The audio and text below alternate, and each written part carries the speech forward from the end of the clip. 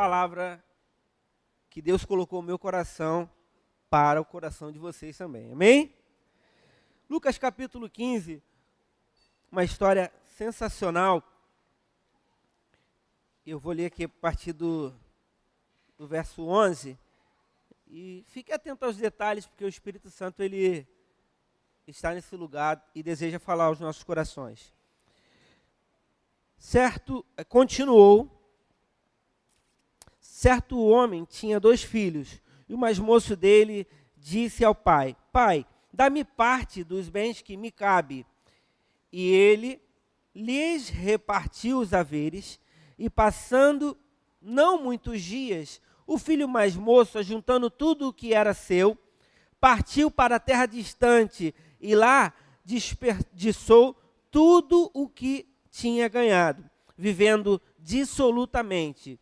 Depois de ter consumido tudo, sobreveio naquele país uma grande fome, e ele começou a passar por necessidades. Então, ele foi e se agregou a um dos cidadãos daquela terra, e este o mandou para que fosse ao campo apacentar, cuidar dos porcos. E ali estava ele, desejando fartar-se das alfarropas que os porcos comiam, mas ninguém lhe dava nada. Então caiu em si e disse: Quantos trabalhadores de meu pai têm fome, têm pão com fartura, e eu aqui padeço fome. Levantar-me-ei e irei ter com meu pai, e direi: Pai, eu pequei contra o céu e diante de ti. Já não sou digno de ser chamado teu filho. Trata-me como um dos teus trabalhadores. E levantando-se, foi para o seu pai. Vinha ele ainda longe, quando seu pai o avistou, e compadecido dele, correndo, o abraçou e o beijou. E o filho lhe disse: Pai, eu pequei contra o céu e diante de ti, já não sou digno de ser chamado teu filho. E o pai, porém, lhe disse aos seus servos: Trazei-me depressa a melhor roupa e vestiu, e pondo-lhe um anel no dedo e sandália nos pés, trazei também e matai o novilho cevado. Comamos e regozijamos, porque este meu filho estava morto e reviveu, tinha se perdido e foi achado. E começando a regozijar-se, ora, o filho mais velho estava no campo, e quando voltava, aproximou-se da casa e viu a música e a dança, e chamou os cidadãos, o criado, e perguntou o que era aquilo. E ele informou: o seu irmão veio e o seu pai mandou matar o novilho cevado, porque o recuperou com saúde. E ele então se indignou e não queria entrar. Saindo, porém, o seu pai procurava conciliá-lo, mas ele respondeu ao seu pai: Há quantos anos eu te sirvo sem jamais transgredir a tua ordem, e nunca me deste um cabrito sequer para me alegrar com os meus amigos. Vindo, porém, esse teu filho, que desperdiçou todos os teus bens com meretrizes, tu mataste o bezerro cevado. Então lhe respondeu o pai: Filho meu, tu sempre estás comigo, e tudo que é meu é teu. Entretanto, era preciso que nos regozijássemos e nos alegrássemos, porque o teu irmão estava morto e reviveu, tinha se perdido e foi achado. É ou não é uma história sensacional? Quando você para observar, muitas das vezes essa história se repete nas nossas vidas, né? Antes de começar a falar desse texto, eu quero contar uma experiência que eu tive na minha adolescência. Eu tive uma oportunidade de ministrar essa mesma palavra, em 1997. Alguns aqui nem eram nascidos e eu já falava dessa mesma palavra. E E o Senhor me trouxe à memória todo o significado, e toda a pureza e toda a leveza que ela tem. E juntamente com essa memória, Ele me trouxe outros significados e outros poderes que essa palavra nos traz.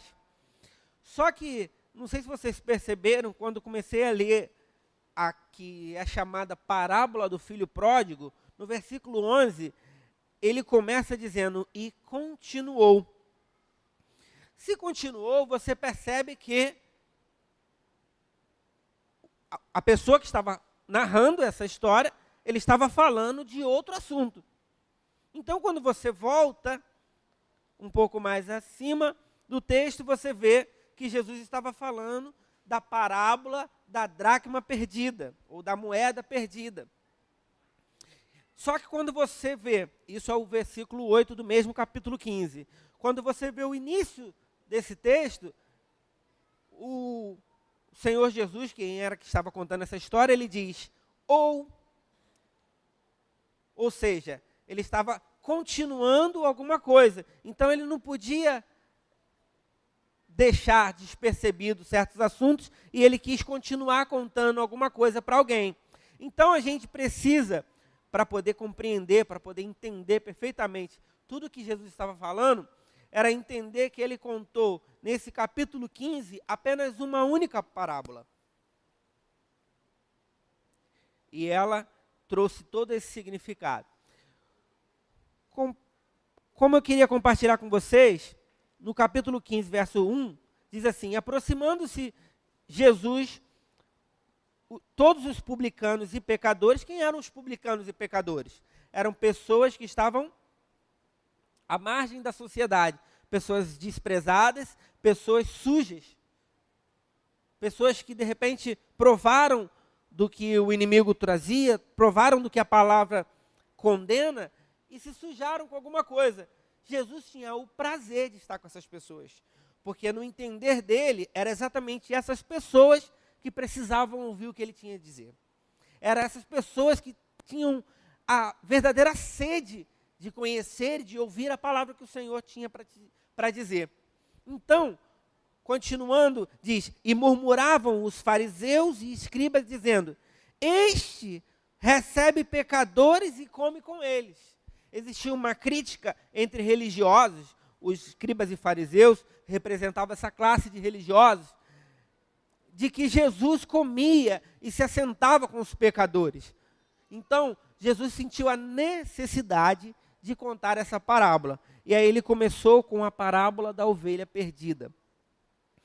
E aí no versículo 13 ele disse, então lhe propôs Jesus esta parábola. E aí que tudo começa. Jesus começa contando a história da parábola da ovelha perdida, onde tinha um pastor e ele tinha 100 ovelhas e de repente uma ovelha se perde. E ele pega as suas 99 ovelhas e ele deixa num canto seguro e vai atrás daquela que se perdeu, até encontrá-la. E quando ele encontra, ele coloca nos ombros, ele segue o caminho de volta e ele se ajunta com as demais ovelhas. Então ele chama os seus amigos, chama os seus vizinhos e diz assim, ei, vem aqui na minha casa, se alegrem comigo, regozijem comigo, celebrem porque essa minha ovelha tinha se perdido e eu consegui achar. Então, nós vemos aqui que ele tinha uma necessidade de comemorar quando alguém volta, quando alguém retorna, quando alguém entende o lugar seguro para se estar. E aí ele continua contando e diz, ou seja, ele está contando a história da ovelha perdida, ele diz, ou qual é a mulher que tendo 10 moedas e perde uma moeda e não vai atrás para poder procurar. Aqui o texto, versículo 8 em diante, vai falar que essa mulher, ela varreu a casa, diligentemente procurou até encontrar essa moeda. Vamos falar a verdade aqui só para nós. Se você não tem um tostão no seu bolso e você perde 100 reais na tua casa, você vai procurar ou não vai?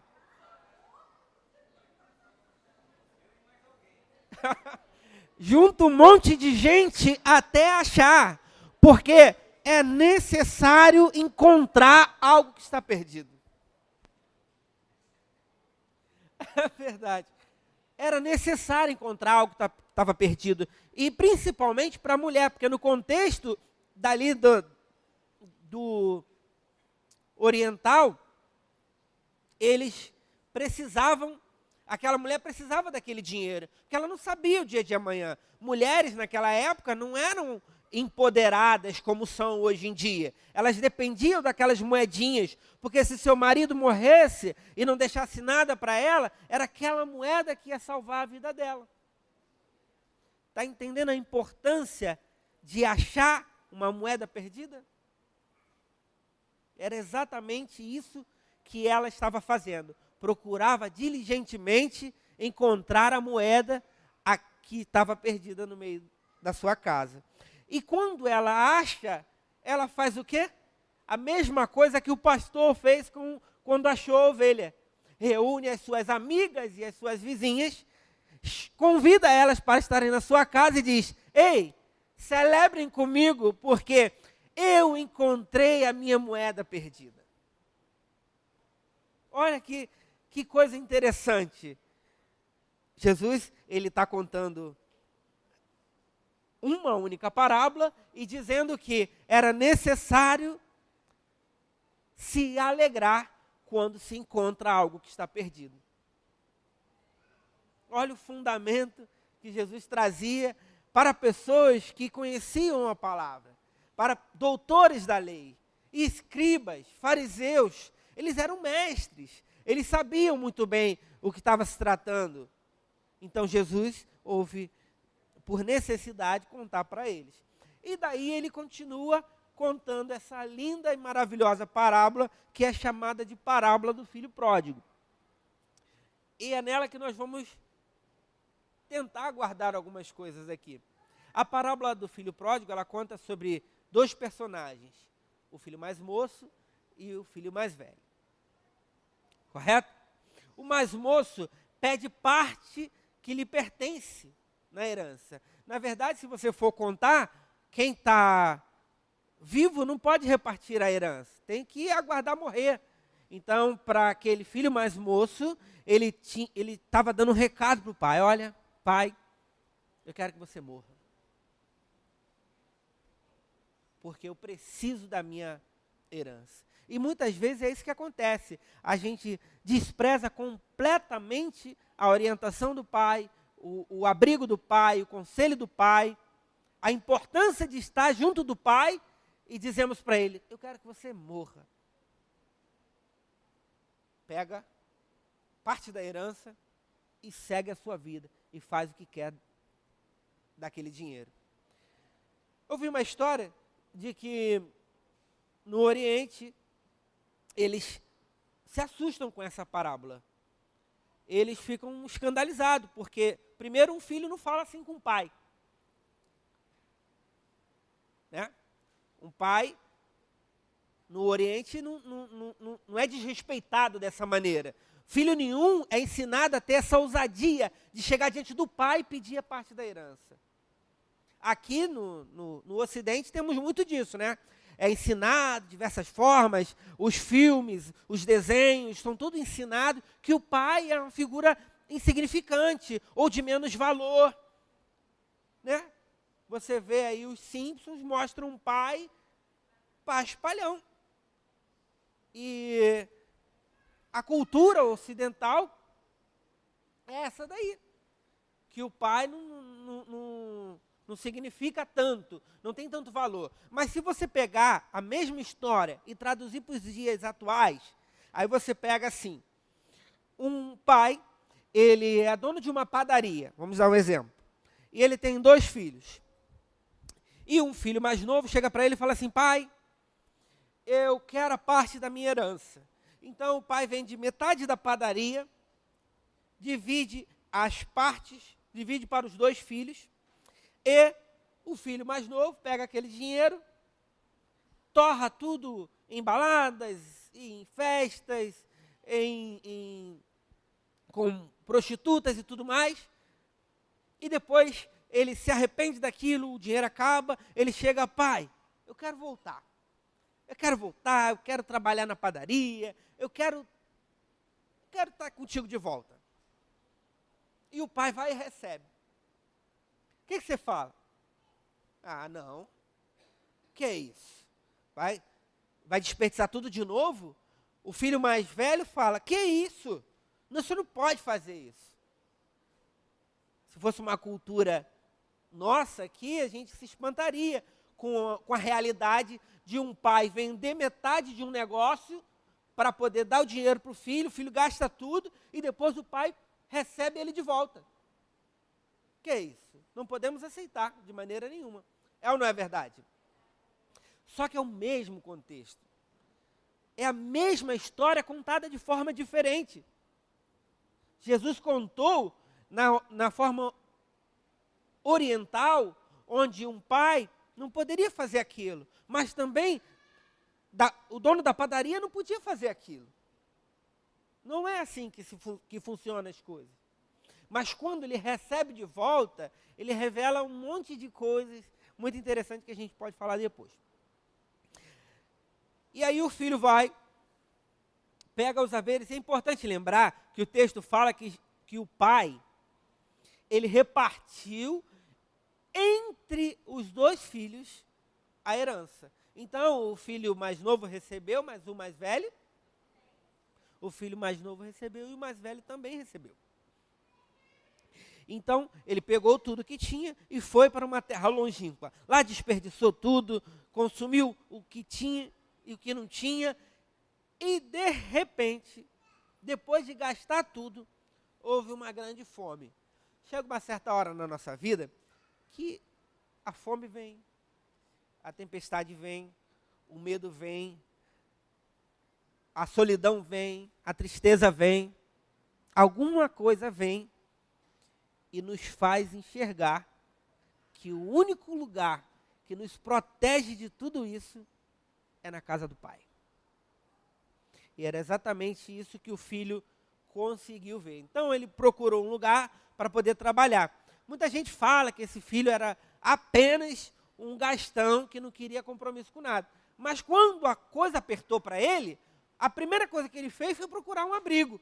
Então ele procurou um cidadão daquela cidade e disse, olha, deixa eu trabalhar com você, eu preciso de um lugar para viver, eu preciso de comida. Então o dono o fazendeiro disse, então você vai lá e cuida dos meus porcos. E aí a fome era tanta.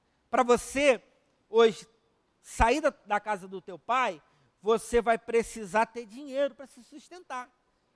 Se o dinheiro acabar, você vai precisar de dinheiro. E qual a forma que você tem hoje, nos dias atuais, de conseguir dinheiro? Você vai precisar trabalhar, correto? E foi isso que o filho mais novo fez. Ele procurou um lugar para trabalhar, porque ele precisava conseguir dinheiro para se sustentar. Só que se você arrumar um emprego hoje, você recebe hoje? Demora, né? E a tua fome? E a tua necessidade? E aquilo que você precisa para hoje? A urgência que você tem para hoje? Você consegue? De imediato, não. Então ele precisava comer alguma coisa, então ele desejava comer a comida que os porcos comiam, só que ninguém lhe dava nada. Né? Interessante, você vê aqui esse nome estranho, alfarropas, eu até pesquisei, porque eu gosto, né, sou curioso, é tipo uma vagem com sabor gostoso, que hoje em dia você deve até comer, o pessoal que está fitness aí, adora aquela barrinha de cereal, aí tem aquele chocolatezinho e tal, de repente é isso, porque é o mesmo sabor e é utilizado em produtos aí, pessoal que é fitness gosta de comer. Só para nível de conhecimento, que eu sou curioso, gente. Chega uma hora na nossa vida que a única coisa que importa é reconhecer aonde erramos e voltar. Foi exatamente aí que o filho chegou. Ele reconheceu a bondade do pai. Ele reconheceu que a casa do pai era um lugar seguro, que o abrigo do pai. Versículo 20 diz, e levantando-se, repita, levantando-se, foi ter com seu pai. Existe uma ação que precisa ser praticada por mim e por você para que alguma coisa mude na nossa vida. Eu tenho uma esposa que é coaching e uma frase, ela é maravilhosa, gente, precisava dizer isso. E uma frase que a gente ouve o tempo todo dos coaches é: tem poder quem age. O filho entendeu o princípio e agiu. Levantou-se e foi ter com seu pai. Aí você vê que história maravilhosa, quando ele vai no caminho, ele está ainda longe, distante, o pai o avista, corre até ele, o agarra, o abraça e o beija. Olha quanta coisa tem num único texto. Quando você lê a palavra de Deus, você pega ela para você, você se alimenta dela, porque ela está querendo te dizer alguma coisa. O pai viu o filho longe, o pai estava esperando o filho. Enquanto o filho estiver fora da casa, o pai vai estar aguardando pelo filho. E ele avistou o filho, ele correu até o filho e ele abraçou e beijou, porque existia um significado para tudo isso. O pai estava dizendo para o filho: agora que você está comigo novamente, nada mais importa. O que passou, passou. Eu estou te dando uma vida nova. E é exatamente o que acontece, porque quais são as próximas atitudes do pai?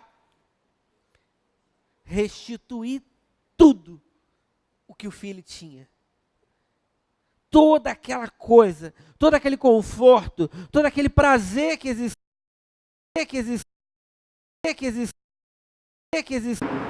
e muito maior ainda, porque o pai falou para os seus empregados: vai depressa. Repete comigo: depressa. Vai depressa e busca a melhor túnica. Túnica fala de muita honra, porque Jacó fez uma túnica muito bonita para seu filho José, porque ele reconhecia algo que estava em José. José tipificava o próprio Cristo. Então existia uma túnica especial para José. E isso causava inveja. A gente vê isso claramente aqui na parábola, quando o irmão mais velho aparece. E ainda falando sobre a túnica, quando José chega no Egito, quando José chega na segunda honra, o faraó diz assim: tragam vestes reais para ele. José recebeu 2 túnicas. Esse filho recebeu 2 túnicas. Existem significados na palavra que você precisa aplicar na tua vida. Amém? Ou não amém? Amém. Glória a Deus. Ainda falando sobre a honra, sobre a recompensa de estar de volta na casa do pai, o pai fala para os empregados: traga o anel. O anel é a honra, o anel é a autoridade que o filho tem, e o pai está dizendo para ele: olha só, eu estou dando o anel para o meu filho, tá? E ele agora tem autoridade nessa casa novamente. Ele tem honra aqui. Eu estou dando vestes novas e eu estou dando um anel. O anel representava autoridade. Um rei, para selar um comando, para selar uma ordem dele, ele selava com um anel. Olha a importância de tudo isso. E tragam sandálias, porque a sandália traz o conforto para os nossos pés, mas traz também proteção, traz firmeza. Uma os elementos da armadura de Deus, as sandálias do Evangelho. E elas são fundamentais para a nossa vida. Hoje em dia você não vê pessoas andando descalço pela rua, correto? É uma questão de segurança, de proteção e tudo mais. O pai estava dizendo para o filho que ele se importava com os mínimos detalhes e com o cuidado e com a proteção daquele filho. E matem o bezerro cevado porque esse meu filho estava morto e reviveu, tinha se perdido e foi achado. Olha que interessante. Tem muita coisa em nós que nós desprezamos. Tem muita honra de Deus para as nossas vidas e que nós desprezamos quando estamos na casa do Pai, porque achamos que não somos dignos.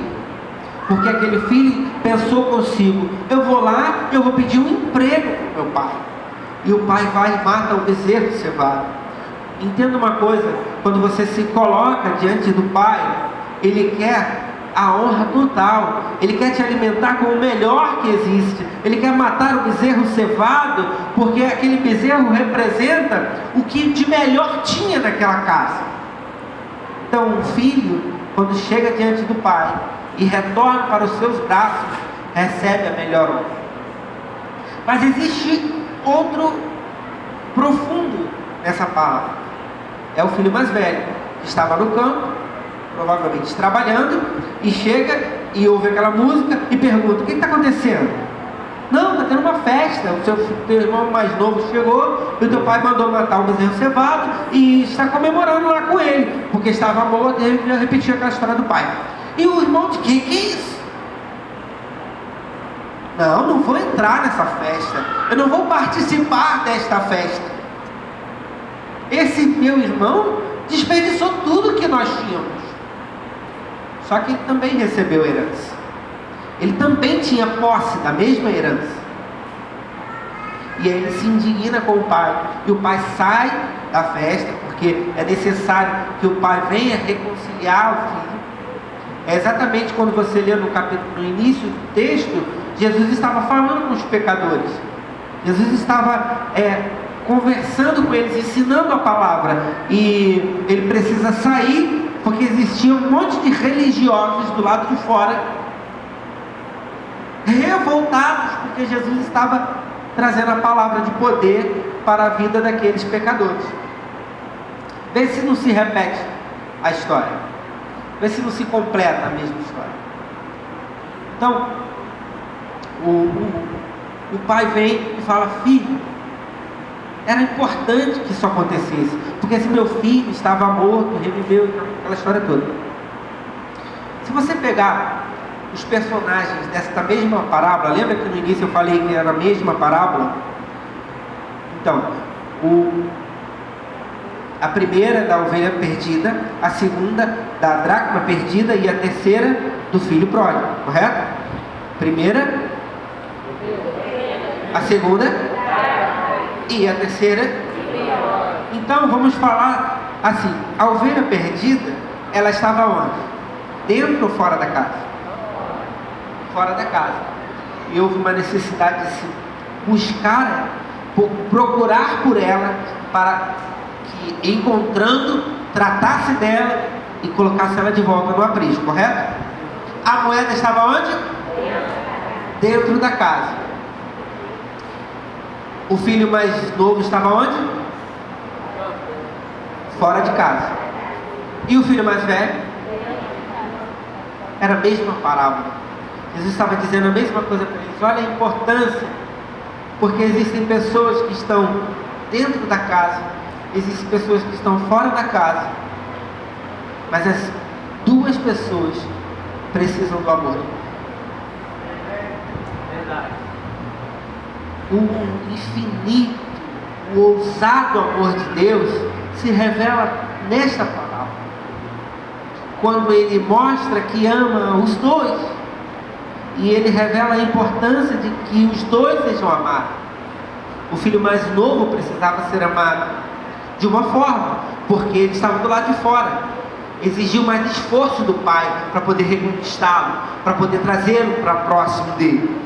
Então ele foi lá, trouxe túnicas, trouxe sandálias, trouxe anel, trouxe o bezerro. O filho mais velho não, ele estava dentro.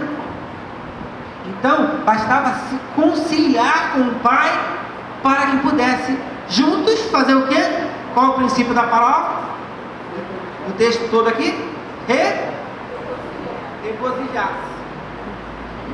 Nas três parábolas nós vemos a mesma coisa. Vamos tentar fazer todo mundo entender da mesma forma. Na mesma parábola nós vemos que O pastor se alegrou, a mulher que achou a dracma se alegrou e o pai se alegrou. Então, o princípio da palavra que Jesus estava dizendo era se alegrar com algo que se havia perdido.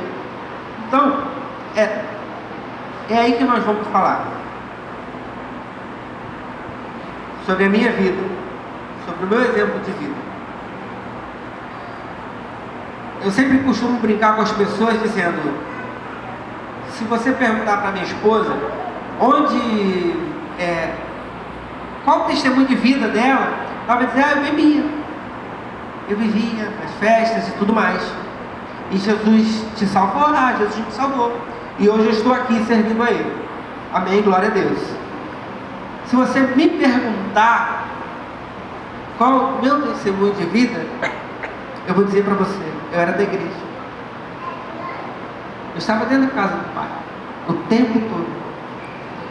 Eu ouvia as palavras que Ele falava, eu me alimentava daquelas porções diárias, eu sentava à mesa com Ele, eu desfrutava de tudo aquilo, mas não me regozijava com o Pai. O filho mais novo estava perdido, o mais velho estava dentro da casa. Eu precisava me reconciliar com o Senhor. Eu venho de alguns anos servindo em denominações, e eu me converti, para você ter uma ideia, em 1993, porque eu tinha um desejo de conhecer a Deus. Eu buscava conhecer a Deus. A única forma, a expressão que eu tinha de Deus era na igreja católica, e de repente eu fui lá e orava e falava sozinho com Deus. Eu fui sozinho, ninguém me convidou nem nada. Eu precisava estar ali porque eu conhecia dentro de mim uma necessidade de estar com Deus. E depois eu fui convidado para a igreja batista e lá congreguei durante um tempo, aprendi algumas coisas, e depois Assembleia de Deus e comunidade. Ministrei a palavra muitas vezes, dava estudos, grupos, pequenos grupos, orava, cantava, fazia peças como essa aqui, que eu participei 2 vezes, e da forma que estava a roupa deste personagem, era a forma que estava a minha roupa, suja pelo pecado, suja pela impureza de pensamentos, que às vezes não é apenas prática, às vezes são pensamentos que nos corroem, que nos corrompem, que nos roubam, que nos tiram de Deus. E estamos na casa do Pai, estamos dentro, estamos abraçados, estamos sentados à mesa com Ele, e não nos damos conta de que estamos sujos diante do Pai. Nossas vestes estão sujas, nossa mente está suja, a impureza dos nossos lábios e a prática do pecado só me afastava do Pai, ao invés de me aproximar mais dele. Mas ainda assim eu estava dentro da casa do Pai e não conseguia me alegrar, porque o Pai não estava em mim. Existe um princípio, quando você lê João capítulo 15, Jesus está dizendo, eu sou a videira, e aqueles ramos que não estiverem em mim não fazem parte. Para um galho ser uma árvore, ser parte da árvore, ele precisa estar na árvore. Se você arrancar, ele não vai. E muitas vezes nós somos assim, galhos isolados, fora da árvore, não nos sentimos, não somos enxertados na árvore, na videira que é Cristo, e achamos que temos Deus em nós. Quantas vezes você fala do amor de Deus para alguém e a pessoa diz, eu tenho Deus, eu tenho Jesus dentro de mim, amém por isso, e você está nele, porque Ele está em você, é muito fácil. Ele está aqui para isso. É o maior desejo do Pai estar em você. Mas você está nele? Você se aplica, você se disponibiliza, você se levanta e vai. Você entra dentro da casa, como o filho mais novo que estava ao redor da casa, não estava dentro da casa, que ele se recusava a se entrar. Eu, mesmo ministrando, mesmo me envolvendo com as coisas da igreja, como uma instituição, eu me prostituí, eu me entreguei ao pecado, eu pratiquei o que era ilícito, eu assumi o risco das consequências do meu pecado, eu me coloquei à disposição dele, me entreguei para ele, me inflamei nele e vi a minha vida ser destruída por ele. Meus maiores sonhos, família, casa, conquistas, tudo isso se perdendo porque não estava com o Pai, não estava me alegrando com o Pai, estava afastado do amor do Pai, mesmo estando na casa do Pai. Por que eu estou contando isso para você? Porque eu quero honrar essa casa.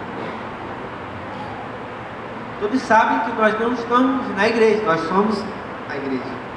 Aqui é um local onde nós nos reunimos com amor. Aqui não é a casa do Pai, mas é a aglomeração daqueles que são a casa do Pai. É onde nós nos reunimos. E no final de setembro de 2016, já no fundo do poço, numa das maiores derrotas da minha vida, numa das mais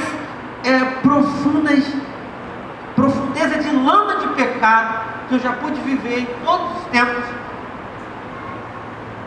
eu me encontrei neste lugar, ouvi a palavra de salvação entrando no meu interior, e ela veio como água me limpando. Sabe o que o Pai fez? Ele disse: e daí que você pegou? E daí que você pegou tudo que eu te dei e gastou, e desperdiçou, entregou, e você está aqui. Então, sabe o que eu quero fazer? Eu quero te dar vestes novas, eu quero te dar um anel, eu quero colocar sapato nos teus pés, eu quero que você coma e se alegre. Porque existia um filho que estava morto e reviveu, tinha se perdido, foi achado. Estou contando a história de um homem que esteve nos dois lados da parábola,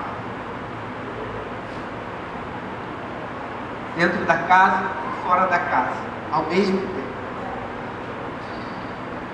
E muitas vezes nós precisamos nos alegrar diante disso, porque ainda há tempo de você se arrepender, ainda há tempo de você, com os seus pensamentos, dizer: levantar-me-ei e irei ter com meu Pai, eu vou me regozijar com Ele, porque é nele que eu tenho uma vida, é na casa do Pai que eu encontro a salvação. E aí você receber toda a honra e todo o amor que Ele tem para te dar. Assim como na peça foi contada, eu queria até pedir para cantar de novo aquela música, se vocês puderem.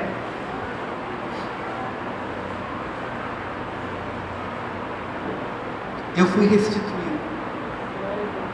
com a honra, com uma família, um casamento lindo que os que não puderam estar, eu peço desculpa, porque é muito difícil convidar todo mundo, mas que o Senhor honrou, não só com beleza e tudo mais, que estava tudo muito bonito e gostoso, mas com a presença dEle. Porque quem pôde estar lá e presenciar tudo que nós vivemos, e ver o resplandecente sol da justiça se revelando a nós e dizendo: eu estou com vocês, meus filhos, e dando sobre as nossas vidas a dupla honra, o amor, o perdão, a justificação de todos os pecados, nos selando em santidade e amor, nos fazendo crescer, nos dando a oportunidade, através do crescimento, desenvolvimento, escola, discipulado, crescimento, uma oportunidade de iniciar o culto, uma oportunidade de falar uma palavra de oferta, uma oportunidade de pregar a palavra no culto principal da reunião, principal que nós temos. Não é vestes novas, não é sapato novo, sapato do Evangelho, da pregação do Evangelho. Você canta, você celebra, você precisa entender as palavras que estão sendo cantadas, porque você se declara: eu vou levar o reino, eu vou proclamar o reino, eu vou aplanar. Não é assim que você canta, que eu canto? Estamos à disposição mesmo disso. Celebre comigo nesse momento esse amor do Pai. Celebre comigo a volta de um filho que estava perdido. Celebra comigo a justiça de Deus quando Ele traz o arrependimento e arranca o pecado e limpa completamente e modifica a vida e o caráter de um homem e traz de volta a honra, traz de volta a dignidade, o poder da palavra, a unção de Deus. Ora, quem não quer viver assim? Quem não quer viver uma vida em Deus desta maneira? Quem não quer ser honrado pelo Pai dessa maneira? Qual de vocês que estão sentados aí, nesse momento, me ouvindo falar dessa história toda, e que pensa consigo mesmo: está na hora de eu me levantar e ir ter com o meu Pai, e me voltar para Ele de verdade, e dizer: olha, Pai, eu pequei contra Ti, eu até não sou digno de ser chamado um filho. Quantos estão pensando a mesma coisa, refletindo da mesma maneira? Ou talvez você esteja na casa e você só se recusa a entrar e se alegrar. Talvez você esteja com o Pai o tempo todo. Talvez você canta aqui, você toca aqui, você ministra aqui, e você precisa entrar e se alegrar, Pai. Porque quando você vê um filho que volta para a casa do Pai, que se arrepende dos seus pecados, e você não se alegra com ele, algo precisa mudar na tua vida também. Quando você vê o crescimento de uma pessoa e a honra chegando sobre a vida dela, você diz: não, ele desperdiçou tudo, ele não tem esse direito mais. Você precisa mudar de atitude, rever os seus valores e entrar para a casa do Pai, para poder se alegrar. Diante dessa narrativa, eu queria que você ficasse de pé.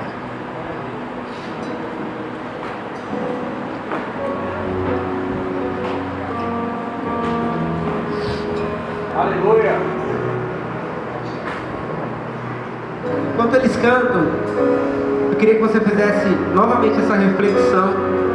E se você sente como o filho mais novo e que precisa se arrepender de tudo o que fez e voltar para a casa do Pai, você vem aqui na frente.